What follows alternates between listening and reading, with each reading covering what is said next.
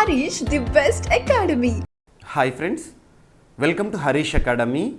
ఈరోజు వార్తలు నిలిచిన జాతీయ అంతర్జాతీయ రాష్ట్రీయ అంశాల గురించి, వార్తలు నిలిచిన వ్యక్తులు, అవార్డులు, పుస్తకాలు, మరి క్రీడా సంబంధిత సమాచారం ఒక్కొక్క అంశాన్ని వివరంగా తెలుసుకుందాం.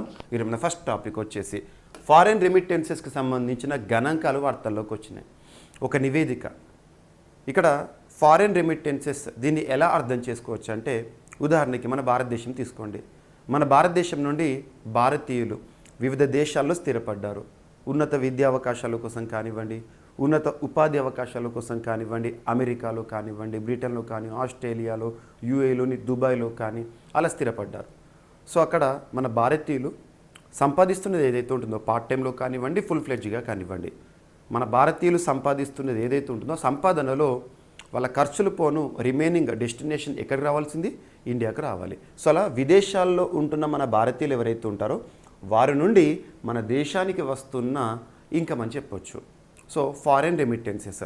సో ఈ ఫారెన్ రెమిటెన్సెస్ విషయంలో మన భారతదేశంలో కనుక అబ్జర్వ్ చేస్తే అత్యధికంగా కేరళ రాష్ట్రానికి సంబంధించి మొదటి స్థానంలో ఉంటుంది. అంటే కేరళ రాష్ట్రం నుండి ఎక్కువ మంది వివిధ దేశాల్లో స్థిరపడ్డారు కాబట్టి అక్కడ సంపాదిస్తున్న భారతీయులు ఎవరైతే ఉంటారో వారి సంబంధికులు, బంధువులు ఎవరైతే ఉంటారో వారి పేరెంట్స్ ఎవరైతే ఇక్కడ పంపిస్తూ ఉంటారు అన్నట్టు.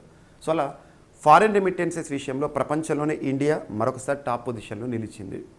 సో ఇక్కడ అబ్జర్వ్ చేస్తే, గణాంకాలను అబ్జర్వ్ చేస్తే కూడా చాలా వరకు ఇక్కడ 111.22 బిలియన్ డాలర్స్ అనేవి రావడం జరిగింది లాస్ట్ ఇయర్లో. సో ఇక్కడ ఈ గణాంకాలు ఏ సంస్థ రిలీజ్ చేసింది అంటే, ఇంటర్నేషనల్ ఆర్గనైజేషన్ ఫర్ మైగ్రేషన్ అనే ఒక సంస్థ, ఒక అంతర్జాతీయ సంస్థ ఇటీవల ఫారెన్ రెమిటెన్సెస్కి సంబంధించిన ఒక నివేదికను విడుదల చేసింది. ఆ నివేదిక పేరు ఏంటంటే వరల్డ్ మైగ్రేషన్ రిపోర్ట్ 2024. ఈ నివేదికలో ఫారెన్ రెమిటెన్సెస్కి సంబంధించిన రెసిపియంట్స్ ప్రపంచంలో ఏ దేశం ఏ విధంగా ఫారెన్ రెమిటెన్సెస్ని పొందుతోంది, విదేశాల నుండి ఆదాయాన్ని పొందుతోంది, వీటిని 2022 గణాంకాల ఆధారంగా తయారు చేశారు. 2024 సంవత్సరంలో రిలీజ్ చేశారు. సో ఇక్కడ మనం చూస్తున్న ఏవైతే ఉంటాయో నంబర్స్ ఏవైతే ఉంటాయో అవి బిలియన్ డాలర్స్లో నంబర్స్ అని గుర్తుంచుకోండి. భారతదేశానికి వచ్చిన ఫారెన్ రెమిటెన్సెస్ ఇక్కడ ఇవ్వబడిన సమయం ఏదైతే ఉంటుందో ఆ సమయంలో ఆ 1 ఇయర్లో దాదాపు 111.22 అంటే 111.22 billion US dollars foreign remittances రూపంలో మనం పొందడం జరిగింది. సెకండ్ పొజిషన్లో మెక్సికో ఉంది 61.10. థర్డ్ వచ్చేసేసి China 51 billion US dollars foreign రెమిటెన్సెస్గా పొందడం జరుగుతుంది.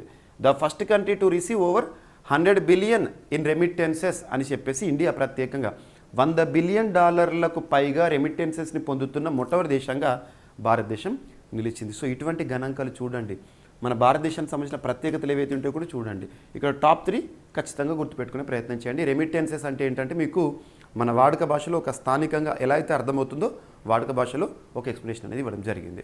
ఓకేనా? అండ్ ఈ సంస్థ ఇంటర్నేషనల్ ఆర్గనైజేషన్ ఫర్ మైగ్రేషన్ అనే సంస్థ జెనీవా, స్విట్జర్లాండ్ కేంద్రంగా పనిచేస్తున్న సంస్థ. అంతర్జాతీయ సంస్థలు ఏదైనా నివేదికను విడుదల చేస్తూ వార్తల్లోకి వచ్చినాయి అంటే ఆ సంస్థ యొక్క హెడ్ క్వార్టర్ ఎక్కడుందో ఖచ్చితంగా గుర్తుపెట్టుకోవాలి. అండ్ నెక్స్ట్ వచ్చేసి హెన్లీ అండ్ పార్ట్నర్స్ అనే సంస్థ. తరచు మనం హెన్లీ అండ్ పార్ట్నర్స్ వారు విడుదల చేసే ఒక రిపోర్ట్ లేదా ఒక ఇండెక్స్ని చూస్తాము, passport index. So Henley and Partners అనే సంస్థ లండన్ కేంద్రంగా పనిచేస్తున్న సంస్థ రీసెంట్గా వాళ్ళు ఒక రిపోర్ట్ను, ఒక నివేదికను రిలీజ్ చేశారు. World's wealthiest cities report 2024.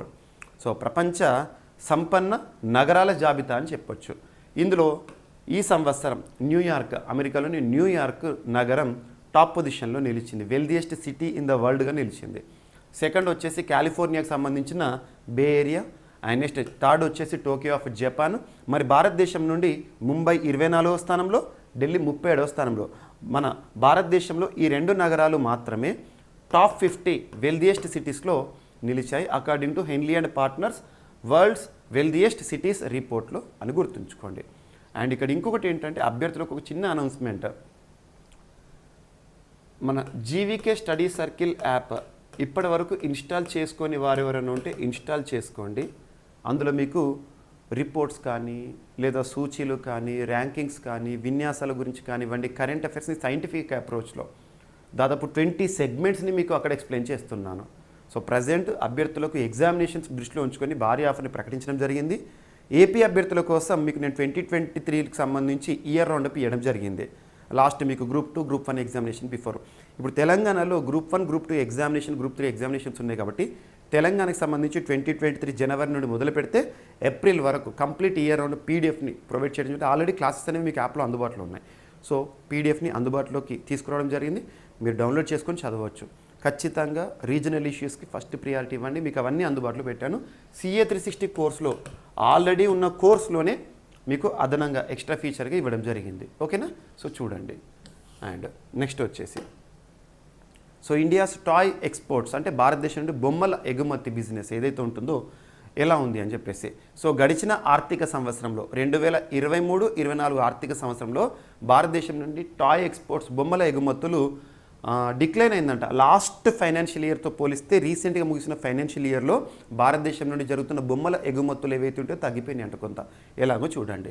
India's toys exports decline అంటే తగ్గిపోయింది. మార్జినల్గా తక్కువ మొత్తంలో ఎంతకు వచ్చింది భారతదేశం నుండి అయిన బొమ్మల ఎగుమతి విలువ ఎంత ఉంది లాస్ట్ ఇయర్ 2023-2024 ఫైనాన్షియల్ ఇయర్లో అంటే $152.34 మిలియన్. ఇది లాస్ట్ మొన్న మార్చ్ 31తో ముగిసిన ఆర్థిక సంవత్సరంలో. దీన్ని లాస్ట్ ఫైనాన్షియల్ ఇయర్తో కంపేర్ చేయలేదు. మళ్ళీ లాస్ట్ టైం అంతకుముందు ఎప్పుడు అంటే మనకి 2020-2023 ఫైనాన్షియల్ ఉంది కదా, అప్పుడు $153.89 ఉండే. సో దాదాపు ఆల్మోస్ట్ $1 మిలియన్ డిక్లైన్ అనేది చూడడం జరిగింది. భారతదేశంలో బొమ్మల ఎగుమతుల విలువ అంటే భారతదేశంలో బొమ్మల ఎగుమతులు అనేవి తగ్గినాయి సింపుల్గా. మరి ఎవరిచ్చారో రిపోర్ట్ అంటే ఇక్కడ గుర్తుంచుకోండి, the global trade research initiative అనే సంస్థ రీసెంట్గా ఈ అంశాన్ని, ఈ గణాంకాలను రివీల్ చేయడం జరిగింది. అండ్ నెక్స్ట్ ఇటీవల వరల్డ్ బ్యాంక్ యొక్క హెడ్ క్వార్టర్ ఇక్కడ వాషింగ్టన్ DC. వరల్డ్ బ్యాంక్ చరిత్రలో 14th ప్రెసిడెంట్గా ఎవరు విధులు నిర్వర్తిస్తున్నారంటే అజయ్ బంగా గారు. సో వరల్డ్ బ్యాంక్ వారు రీసెంట్గా ఒక రిపోర్ట్ని రిలీజ్ చేశారు. ఆ రిపోర్ట్స్ రిలీజ్ అయినప్పుడు వాటి పేర్లు ఏంటో చూడాలి.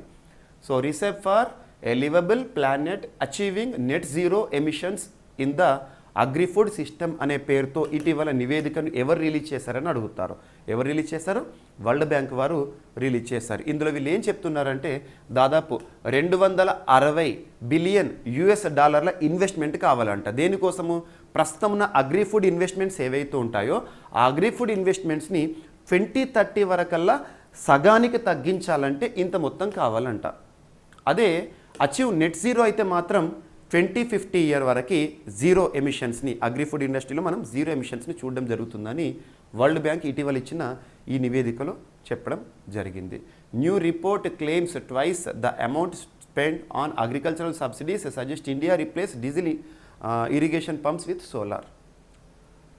అండ్ చక్కెర మరియు ఉప్పును తగ్గించండి అని చెప్పేసి హెచ్చరికలు వార్తలోకి వస్తున్నాయి. సో ముఖ్యంగా చాలా రకరకాల వ్యాధులు వస్తున్నాయి. దీనికి మనము ఆ వ్యాధులకు అడ్డుకట్ట వేయాలంటే మనం కూడా కొన్ని ప్రికాషనరీ మెజర్స్ తీసుకోవాలి.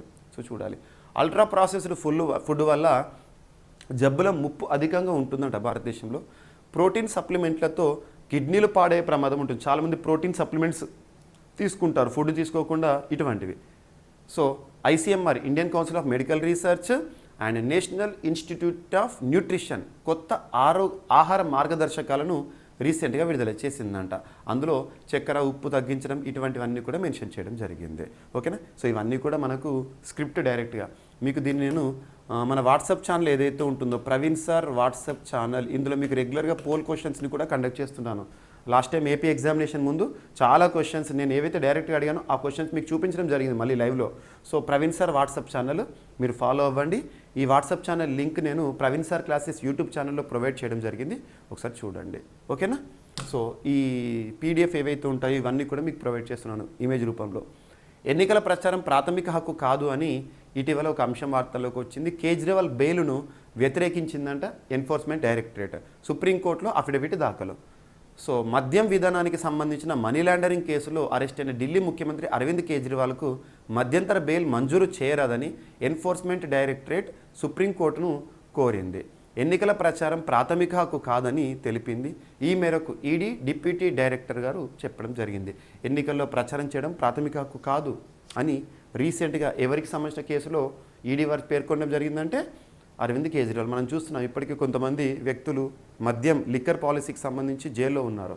సో అందులో తనొకరు. అండ్ ఎలక్షన్ టూరిజం జోరు. ఎలక్షన్ టూరిజం కామన్గా మనము రకరకాల టూరిజం చూస్తాము, మెడికల్ టూరిజం అని అలా. సో ఎలక్షన్ టూరిజం అంటే ప్రస్తుతం భారతదేశంలో 18th లోక్సభ ఎలక్షన్స్ జరుగుతున్నాయి కాబట్టి ఈ సందర్భంగా జరిగిన రాకపోకలు ఎలా ఉన్నాయని. సో అంతర్రాష్ట్ర ప్రయాణాలు 27% పెరుగుదల నమోదైందంట. సో సాంస్కృతిక పర్యాటకం, wildlife tourism, medical tourism and గ్రామీణ tourism, Himalayan trekking, temple tourism, ఇలా మన దేశంలో పర్యాటకం ఎన్నో రకాలుగా ఉంది. లోక్సభ ఎన్నికల నేపథ్యంలో 18th లోక్సభ ఎన్నికల నేపథ్యంలో ఇప్పుడు ఎన్నికల పర్యాటకం కూడా ఫుల్ స్వింగ్లో ఉంది. మన దేశంలో మామూలుగానే రైళ్లు, బస్సులు ఎప్పుడు కిక్కురిసే ఉంటాయి. పండుగలప్పుడైతే వాటిలో కాలు పెట్టే సమయం కూడా మనకు కనీసం స్పేస్ కూడా దొరకదు. లోక్సభ ఎన్నికల సీజన్ కారణంగా దేశవ్యాప్తంగా ప్రయాణాలు ఏకంగా 27% పెరిగాయని చెప్పేసి ఇటీవల చెప్పడం జరుగుతుంది. ఇక్సిగో, అబిబస్ వంటి ట్రావెల్ ప్లాట్ఫామ్లు చెబుతున్న గణాంకాలు లాంటివి. సో భారతదేశంలో ఎలక్షన్ టూరిజం అంటే ఈ ఎన్నికల్లో ఓటు హక్కు వినియోగించుకోవడానికి ఒక ప్రాంతం నుండి ఒక ప్రాంతానికి వెళ్తూ ఉంటారు కదా. ఎందుకంటే మన లైవ్లీహుడ్లో భాగంగా మన స్థాన ప్రాంతం లేదంటే మన నేటివ్ ప్లేస్ అయితే నేటివ్ ప్లేస్ నుండి వివిధ ప్రాంతాల్లో స్థిరపడిన వారు ఉంటారు. సో ఓటు హక్కు అనేది వాళ్ళ నేటివ్ ప్లేస్లో ఉంటుంది. అలా రావడం కానివ్వండి, ఇటువంటి వాటి వల్ల టూరిజం అంటే మనకి భారతదేశంలో ఎలక్షన్ టూరిజం ఒక పేరు పెట్టారు. సో ప్రయాణాలు పెరిగాయని చెప్పేసి రీసెంట్గా కొన్ని గణాంకాలు చెప్తున్నాయి, గుర్తుంచుకోండి. అండ్ థాయిలాండ్ ఇటీవల వీసా ఫ్రీ అనుమతులను మంజూరు చేసింది. వీసా ఫ్రీ అంటే వీసా లేకుండానే థాయిలాండ్ని సందర్శించవచ్చు. 6 months ఇచ్చారు. ఫస్ట్ మనకు లాస్ట్ November 10th, 2023 నుండి May 10th, 2024తో ముగిసింది యాక్చువల్గా. అంటే ఈ మధ్యకాలంలో ఈ లాస్ట్ 6 months November 10th నుండి May 10th వరకు వీసా లేకుండానే థాయిలాండ్ మనం సందర్శించవచ్చు. ఎందుకంటే ముఖ్యంగా టూరిస్టర్ని అట్రాక్ట్ చేయడానికి, టూరిజంని పెంచుకోవడానికి వాళ్ళ దేశం ఇచ్చిన చర్య మన భారతీయులకు ఇచ్చారు. వీసా అంటే ఏంటి? కామన్గా పాస్పోర్ట్ అంటే మన మాతృదేశం మనకి ఇచ్చేది, అంటే మనం భారత పౌరుడు అని గుర్తిస్తున్నాం సింపుల్గా. మరి ఈ వీసా పట్టుకొని వేరే దేశానికి వెళ్ళాలంటే ఆ దేశం అనుమతులు కావాలి కదా. ఆ దేశం మనకు ఇచ్చే అనుమతిని వీసా అంటాం. సో అలా రీసెంట్గా చాలా దేశాలు వీసా ఫ్రీగా వార్తలకు వచ్చినాయి. శ్రీలంక కానీ, థాయిలాండ్ కానీ, ఇండోనేషియా కానీ. అలా థాయిలాండ్ మరొక 6 నెలలను పొడిగించింది.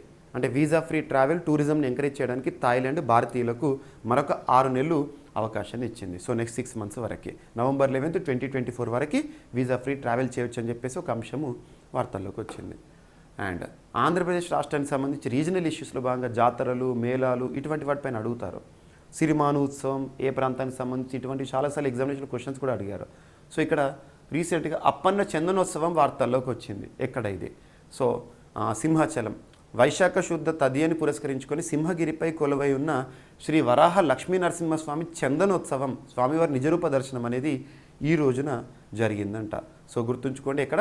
సింహాచలంకి సంబంధించిన అంశం. పేర్లు గుర్తుంచుకోండి, ఎక్కడ జరిగింది, ఏ రోజున జరిగింది అంటే ముఖ్యంగా తెలుగు క్యాలెండర్ ఆధారంగా ఇక్కడ మెన్షన్ చేయడం జరిగింది. ఎందుకంటే హిందువులకు సంబంధించింది కాబట్టి జస్ట్ చూడండి, ఓకేనా. అండ్ నెక్స్ట్ వచ్చేసి ఒక పర్సన్ స్కాటిష్ ఫస్ట్ మినిస్టర్, అంటే స్కాట్లాండ్లో ప్రైమ్ మినిస్టర్ని ఫస్ట్ మినిస్టర్ అంటారు. సో ఇటీవల హంజా యూసఫ్ రాజీనామా చేశారు. ఆ దేశ చరిత్రలో మొట్టమొదటి ముస్లిం ఫస్ట్ మినిస్టర్.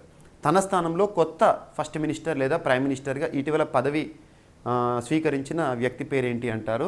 స్విన్నీ ప్లెడ్జెస్. ఇటు స్విన్నీ, సో స్విన్నీ అని గుర్తుంచుకోండి.